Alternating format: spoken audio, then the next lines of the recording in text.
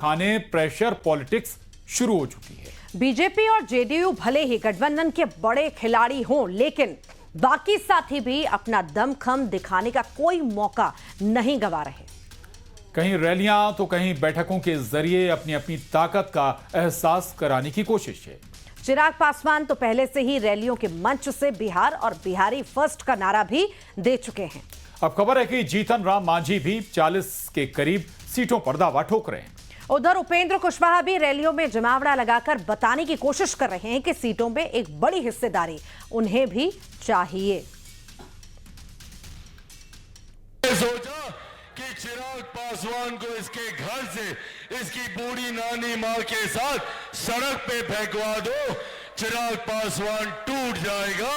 नहीं टूटा चिराग पासवान, क्योंकि जो लोग ये सोचते हैं कि इन बातों से चिराग पासवान टूट जाएगा, समाप्त हो जाएगा, वो लोग भूल जाते हैं कि चिराग पासवान एक शेर का बेटा है, रामविलास पासवान का बेटा है।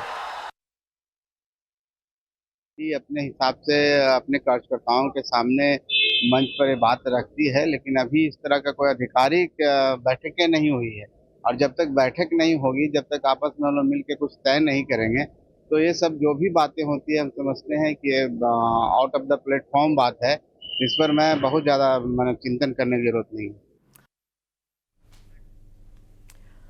और इसी बीच खबर है कि देश भर में चुनाव आयोग एक बड़ा कदम उठाने जा रहा है।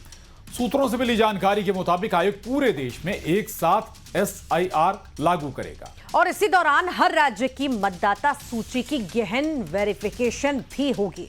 और इसके लिए सभी राज्यों के मुख्य चुनाव अधिकारी 10 बिंदुओं पर चुनाव आयोग के सामने पावर पॉइंट प्रेजेंटेशन देंगे।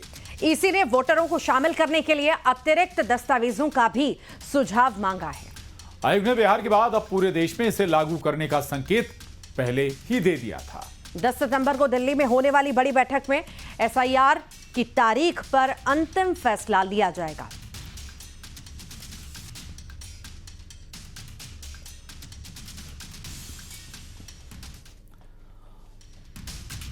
तो वहीं दूसरी ओर चुनाव आयोग के SIR पर RSS का भी बयान सामने आया है। RSS ने भी देश भर में SIR कराने का समर्थन किया है। RSS का कहना है कि निष्पक्ष चुनाव के लिए SIR जैसा कदम जरूरी है। तो चुनाव आयोग पहले भी ऐसी पहल कर चुका है और वो लगातार करते हैं। मुझे लगता है कि ये पहल स्वागत योग्य है और हमारे देश में एक पारदर्शी तरीके से और निष्पक्ष तरीके से अपने चुनाव होने की दृष्टि से चुनाव की जो मतदाताओं की सूची है उसका निश्चित परीक्षण समय समय पर होना आवश्यक है और उस दृष्टि से चुनाव आयोग की ये पहल स्वागत योग्य है और ये मुझे लगता है बहुत ही पारदर्शी है।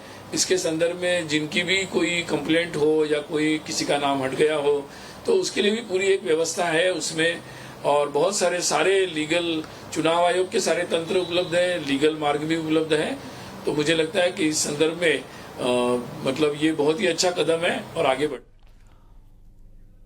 और पश्चिम बंगाल के मालदा से बड़ी खबर सामने आई है। तृणमूल कांग्रेस के जिला अध्यक्ष अब्दुल रहीम बख्शी ने खुलेआम धमकी दी है कि वे बीजेपी के एक विधायक के मुंह में एसिड डाल देंगे। ये वीडियो वायरल होने के बाद बीजेपी के अमित मालवीय ने सोशल मीडिया साइट X पर पोस्ट किया और आरोप लगाया कि टीएमसी विधायक बख्शी ने कुछ साल पहले भी बीजेपी, CPI और कांग्रेस कार्यकर्ताओं के हाथ पांव काटने की धमकी दी थी।